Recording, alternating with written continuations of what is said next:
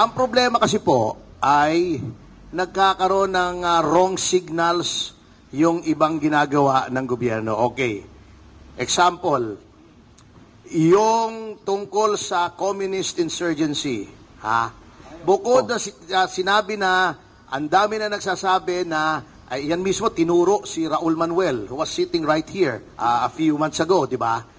Na siya talaga direkta nagre-recruit para sa NPA sa mga eskwela.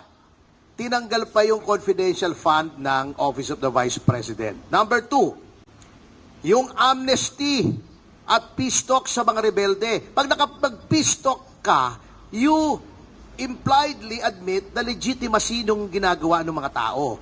Mat nakikipag-usap ka, kriminal yan eh. Rebelde yan eh. They seek the violent overthrow of the present government and replace it with a socialist state. Malabong mangyari yon, pero ginagawa nila, pumapatay sila. Ang kriminal, hindi kinakausap. Kinukulong yan at pinoprosecute yan. Peace talks. Number 3, wini-weaken nila yung NTF-ELCAC. Iyan yung almost wala na nga yung communist insurgency, pawala na, winiken pa nila with peace talks. Number 4, may tactical alliance with the legitimate front of the CPP and PA, yung mga nasa Kongreso. Binigyan nila ng legitimacy. Marginalized na yan eh. Ngayon, binigyan nila ng boses. Malakas pa boses kaysa sa mga tao ng mga legitimate na mga congressmen. Yung sina Manuel, sina Franz, sina Brosas. Binigyan nyo na naman ng boses. Number 4, number 5, kung ano man, ang dami eh. Meron ba namang Justice Secretary, ikaw na mismo aamin, give up ka na, ma-acquit si De Lima. What are you saying? Hindi na nagtatry ang gobyerno. Drug trafficking po ang charge. Nabigyan lang ng bail. Sasabihin mo, hindi, ma-acquit na yan. And then, na-emboldened tuloy si De Lima. Sasabihin nila, there will be a day of reckoning. Akala mo siya pa biktima no? Kaya nga sabi ko, hinahamon ko si De Lima, day of reckoning. Demanda mo si Aguirre, demanda mo si Menardo Guevara. Demanda mo muna ako, tingnan natin kung lulusot ka muna. Kasi ako yung nagdemanda sa kanya sa DOJ. Para i-justify ko kung bakit ka namin na-demanda. Kukunin ulit natin yung mga witnesses na hindi nag-recant, harap ulit natin sa publiko para makita nila kung anong justification kung bakit ka na-demanda, bakit ka nakulong, at yung pagkakulong mo ay upheld by the highest court of the land. Didemanda mo yung Korte Suprema.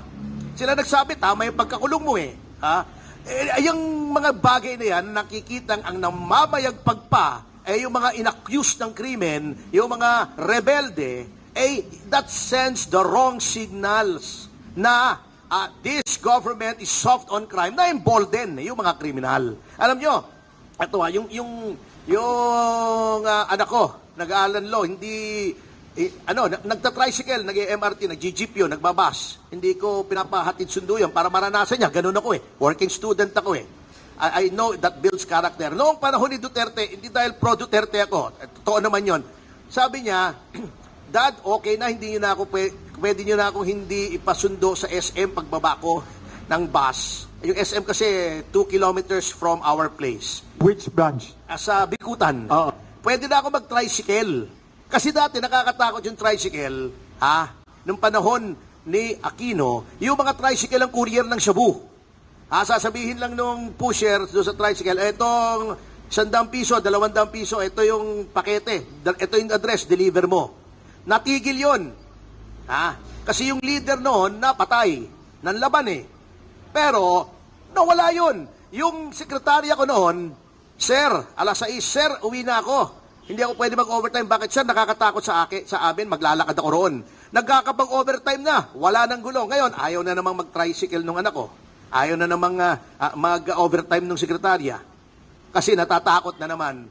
Yun po ang klima. Sinasabi nila, kay ganito, kay ganon, bakit daw igagaya kay Duterte? Paano hindi gagaya? Nagwo-worsen. Hindi naman sila nag-jeep, hindi naman sila nagbabas. Wala naman sila sa field. Sila may driver, may security. May bulletproof. Tayo mga pangkaraniwang mamamayan ang nasasabak dyan. Pag nagre-reklamo tayo, magagalit sila, patatawag mo sa Kongreso. Anong klaseng administrasyon to? Alam nyo, ako, final word na lang to, I feel so passionately about this kasi yung mga nagsasabi diyang loyalista daw sila, kami po, hindi namin iniwanan ng mga Marcos, Ito, I'm not ashamed to say, kasi if only for the fact na naniniwala kami na illegitimate yung ouster ni Pangulong Marcos Sr., ni Cory Aquino, extra-constitutional yun. Hindi dapat nangyari yung people power. Hindi po kami umalis dyan. We were hoping that someday soon, yung buwisit na buwisit kaming narrative ng mga dilawan, na diktador si FM, ganito, ganon, etc. ay mabibilay. Sabi namin, someday, all lies will vanish. Nagkaroon na ng pagkakataon ma-redeem yung Marcos name nitong anak niya. Anak, no less. How many people have been given that opportunity? Very, very few. Si Pinoy, si GMA, presidente ang ama, naging presidente yung anak. Ni-squander na nga ni Noy Noy yung legacy ng nanay niya, whatever legacy that is. Eto, sa halip na ipakita niyang hindi authoritarian, libertarian, maganda pamamahala, walang corruption, walang kriminalidad, na alam namin yun ang totoo nung martial law, disagree or not, ganun yun ang aking yun ang aking experience, sinayang niya yung opportunity. And history seems to repeat itself. Those of you old enough to know, di ba, one of the issues, hindi ko sinasabing totoo, one of the issues noon against Ferdinand Sr. was yung panghimasok ni Cocoy Romualdez, yung tatay ni Martin. No, history seems to be repeating itself. Mukhang Romualdez na naman sisira sa Marcos. Nanghihinayang lang ako kasi all along we thought that mako-continue yung dati.